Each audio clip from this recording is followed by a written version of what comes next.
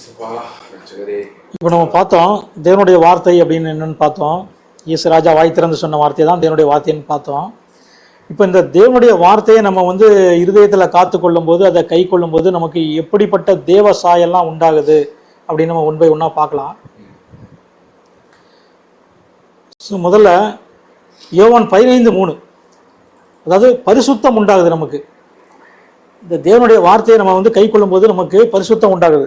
நான் உங்களுக்கு சொன்ன உபதேசத்தினாலே நீங்கள் இப்பொழுதே சுத்தமாக இருக்கிறீர்கள் அப்படிங்கிறது. இப்போ இயேசு ராஜா சொன்ன உபதேசத்தினால நம்ம நம்முடைய ஆத்மா சுத்தமாக இருக்குதான். அதாவது இவர் சொன்ன வார்த்தையெல்லாம் நம்முடைய ஆத்மாவை தான் பரிசுத்தப்படுத்துது, சரீரத்தல்ல, ஆத்மாவை தான் பரிசுத்தப்படுத்துது, ஆத்மாவில் தான் ஜீவனை கொடுக்குது. இது எல்லாமே ஸ்பிரிச்சுவல். அடுத்து யோவான் 17:17 சொல்றாரு, உம்முடைய சத்தியத்தினாலே அவர்களை பரிசுத்தமாக்கும், உம்முடைய வசனமே சத்தியம். அதாவது தேவனுடைய வார்த்தை தான் சத்தியமா, அந்த வார்த்தையினால நீங்க அவர்களை பரிசுத்தமாக்கும் அப்படிங்கிறாரு. அப்போ இந்த வார்த்தை எல்லாமே தேவனுடைய வார்த்தை அப்படின்னு நம்ம பார்க்குறோம். அடுத்து யோவான் 6:63, ஆவியே உயிர்ப்பிக்கிறது, மாம்சமானது ஒன்றுக்கும் உதவாது, நான் உங்களுக்கு சொல்லுகிற வசனங்கள் ஆவியாயும் ஜீவனாயும் இருக்கிறது. அப்போ இயேசு ராஜா மாம்சத்துல சொல்லுகிற வசனம் தான் ஆவியும் ஜீவனுமா இருக்குதான். அதாவது நம்முடைய ஆத்மாவை உயிர்ப்பிக்கக்கூடிய ஆவியா இருக்கிறதா. அதனாலதான் 2ஆம் மனுஷன் வானத்திலிருந்து வந்த கர்த்தர்னு பார்க்குறோம், இவர் உயிர்ப்பிக்கிற ஆவியானவர்னு பார்க்குறோம். அவருடைய வார்த்தையின் மூலம் நம்முடைய ஆத்மாவை உயிர்ப்பிக்கிறாராம், நம்முடைய ஆத்மாவுக்கு ஜீவனை கொடுக்கிறாராம். இது ரெண்டுமே அவர் வாய் திறந்து சொன்ன அந்த தேவனுடைய வார்த்தையில தான் இருக்குது. ரொம்ப முக்கியம். இந்த தேவனுடைய வார்த்தையை நம்ம இப்ப கை கொள்ளும் போது தான் நம்மளுக்கு பரிசுத்தம். அடுத்து யோவான் 10:10, அடுத்து இந்த வார்த்தையில நம்மளுக்கு என்ன கிடைக்கும் அப்படின்னா ரட்சிப்பு. நம்ம சங்கீதம் படித்தா ரட்சிக்கப்பட முடியுமா, அப்படி நீதிமொழிகள் படித்தா ரட்சிக்கப்படலாமா அப்படின்லாம் கிடையாது. இந்த தேவனுடைய வார்த்தைக்கு கீழ்ப்படைஞ்சாதான் ரட்சிப்பான். இவர் சொன்ன அந்த வசனத்தின்படி நம்ம நடந்து போனாதான் ரட்சிப்பான். அதை கை கொண்டாதான் ரட்சிப்பான். அதை கை கொண்டு அதன்படி நம்ம தேவ சாயலை பெற்றுக்கொண்டாதான் ரட்சிப்பான். அந்த பரிசுத்த மனவாட்டியை ஆனாதான் ரட்சிப்பான். அவர் சொன்னபடி ஊழியம் செஞ்சாதான் ரட்சிப்பான். அவர் சொன்னபடி இந்த நீதியை செஞ்சாதான் ரட்சிப்பான்.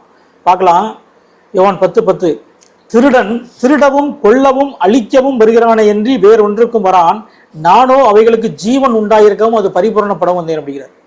ஸோ இயேசப்பா வந்ததே நமக்கு ஜீவனை கொடுக்கவான், ஆத்மாவில் ஜீவனை கொடுக்கவான். எப்படி அவர் வாய் திறந்து பேசின அந்த வார்த்தையினால். அடுத்த வசனம் பார்க்கலாம், யோவான் 6:68, எல்லாருமே இவருடைய உபதேசத்தை கேட்டு எல்லாமே விலகி போயிடுறாங்க. அப்போ இயேசு ராஜா பேதுருவை பார்த்து கேட்காரு. அதுக்கு பேதுரு என்ன பதில் சொல்றான் அப்படின்னா, ஆண்டவரே நாங்கள் யாரிடத்தில் போவோம், நித்திய ஜீவ வசனங்கள் உம்மிடத்தில் உண்டே.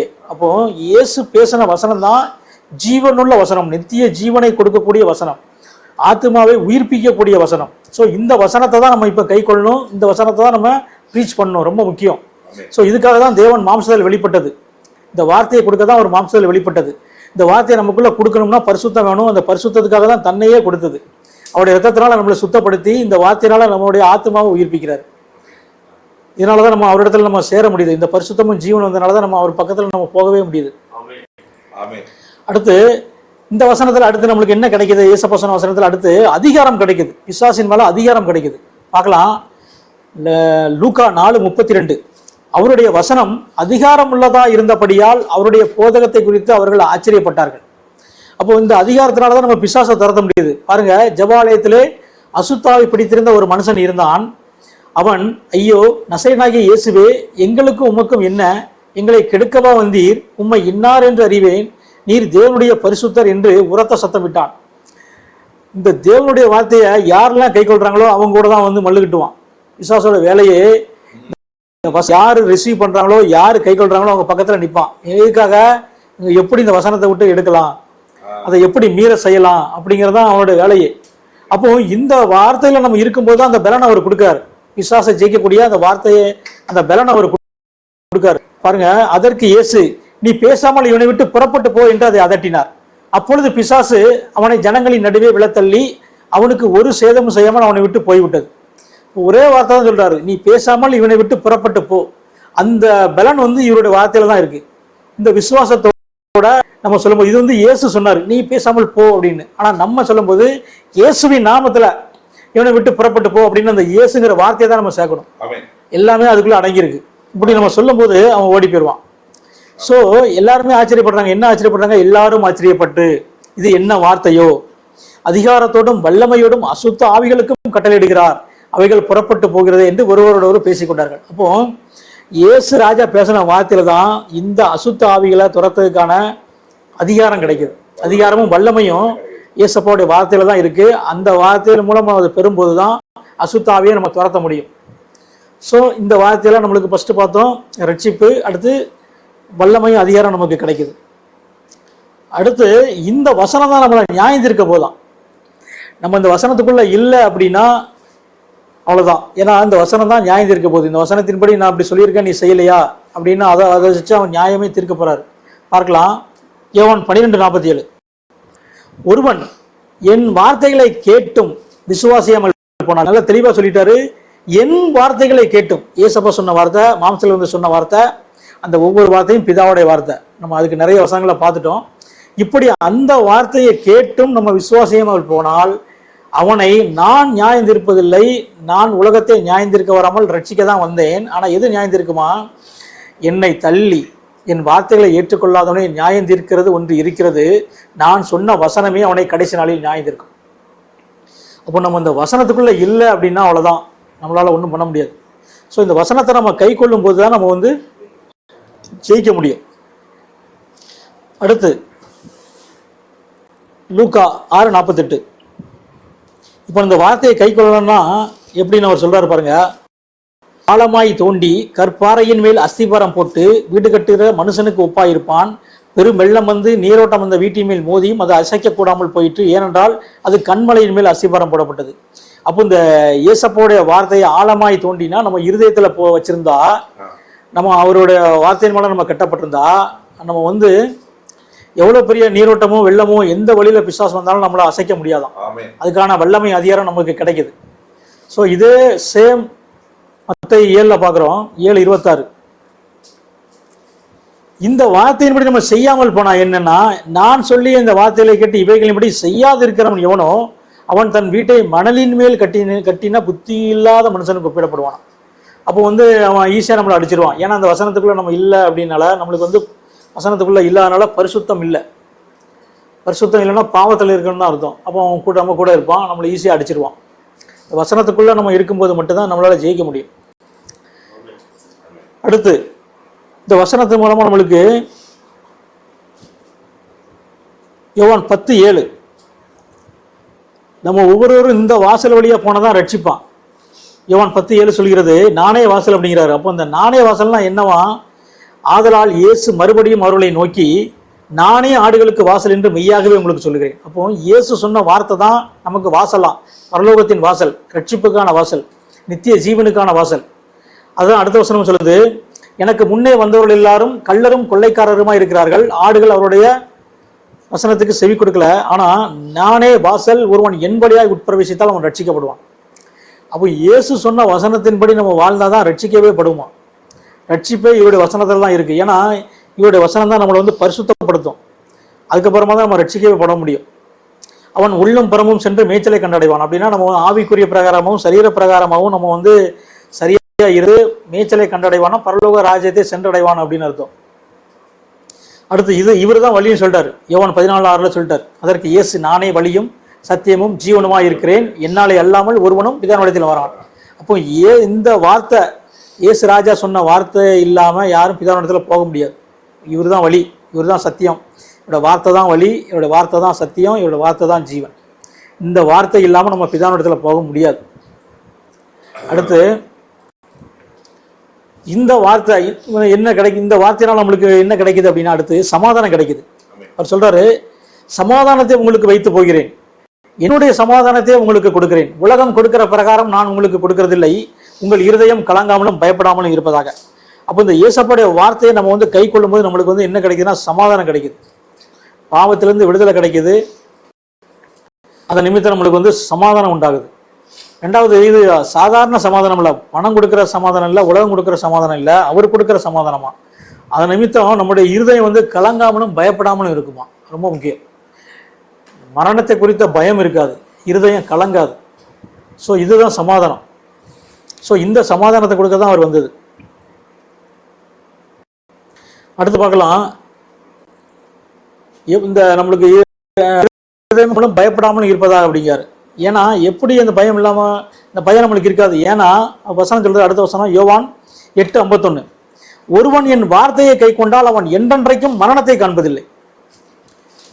ஏசப்பா சொன்ன வார்த்தையை நம்ம கை கொண்டோம் அப்படின்னா நம்ம வந்து மரணத்தை காண மாட்டோமா? அதாவது மரித்தாலும் உயிர் தள்ளுவோம். அவர் வரும்போது நம்ம உயிரோடு இருந்தோம் அப்படின்னா மரணத்தை காணாமலே நம்ம உயிர் தள்ளுவோம். அதான் அவருடைய வார்த்தையில் இருக்கிற ஸ்பெஷல். அடுத்து சொல்றாரு யோவான் 15:7, நீங்கள் என்னிலும் என் வார்த்தை உங்களிலும் நிலைத்திருந்தால். நம்ம ஏசப்போடைய வசனத்தில் நம்ம நிலைச்சிருந்தா நம்ம என்ன கேட்குறோமோ அதை கொடுப்பார். இந்த வசனத்தில் நிலைக்காமல் நம்ம எது கேட்டாலும் நம்மளுக்கு கிடைக்காது. ஏன்னா அந்த வசனத்தில் நான் நிலைச்சிருந்தா நம்ம எதை கேட்போம்னா அவருடைய சித்தத்தின்படி கேட்போம். நம்ம ஊழியம் செய்கிறதுக்கான பலனை கொடுங்க, வல்லமை கொடுங்க, அந்த பிசாசை துரத்தக்கூடிய அதிகாரத்தை கொடுங்க. ஆமாம், பரிசுத்த, அதான் நம்ம கேட்போம். ஸோ இதை தான் அவர் சொல்றாரு, நியாயப்பிரமாணம் மோசையின் மூலமாக கொடுக்கப்பட்டது, கிருபையும் சத்தியமும் இயேசு கிறிஸ்துவின் மூலமாய் உண்டானது.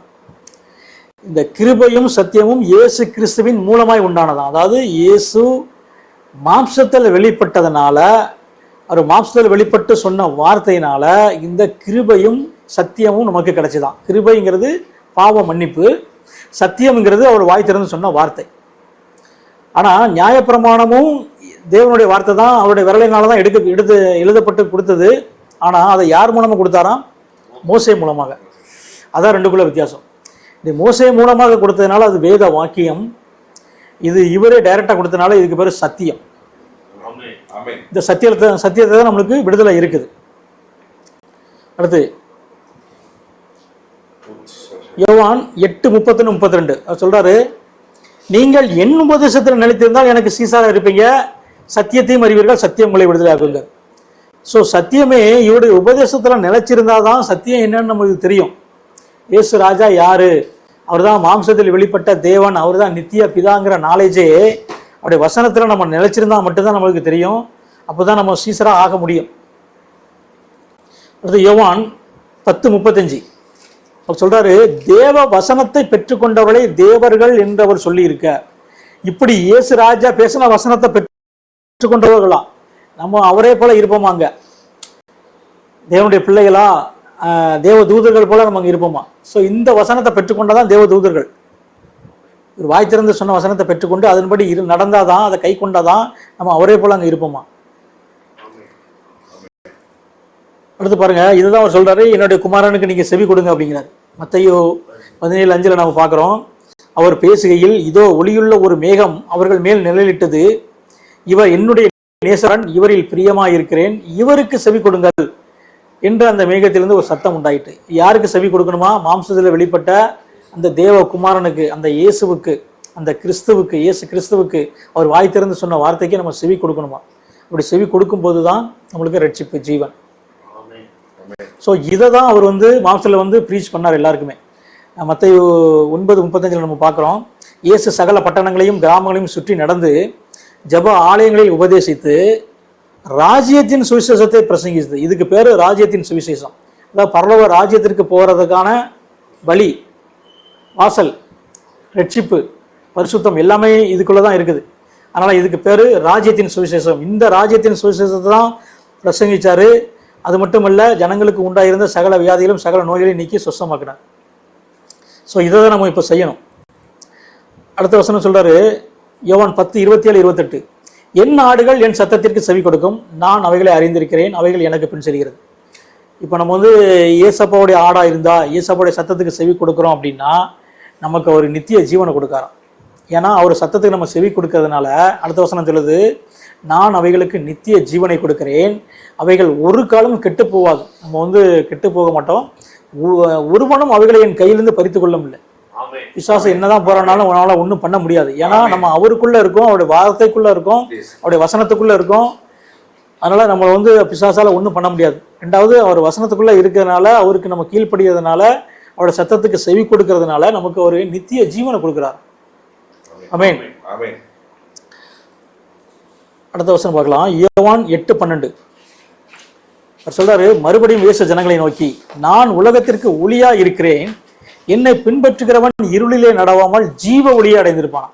ஸோ இந்த ஏசப்பாடைய வசனத்துக்குள்ள நம்ம இருக்கிறோம்னா நம்ம ஜீவ ஒளியை நம்ம ஆமாம், ஜீவ ஒளியை நம்ம அடைவோம். அதாவது பரலோக ராஜ்யத்துக்கு நம்ம உள்ள நம்ம பிரவேசிப்போம் அப்படின்னு அர்த்தம். ஸோ இதை தான் அவர் கடைசியாக ஒரே வார்த்தையில் சொல்லிட்டாரு, என்னிடத்தில் விசுவாசமாக இருக்கிறவனுக்கு நித்திய ஜீவன் உண்டு. அப்போது இயேசு மேலே நம்ம விசுவாசம் தான் நித்திய ஜீவன் உண்டு அப்படிங்கிற ஒரு அர்த்தத்தில் பார்க்கக்கூடாது. இயேசு வார்த்தையாக இருக்காரு, அந்த வார்த்தையில் விசுவாசமாக இருக்கணும், அந்த வார்த்தையை நம்ம கை கொள்ளணும். இந்த வார்த்தையை நம்ம விசுவாசிக்கிறோம் அப்படின்னா அதை கை கொண்டாதான் அது விசுவாசமே. அப்போ அப்படி விசுவாசமாக இருக்கிறவன்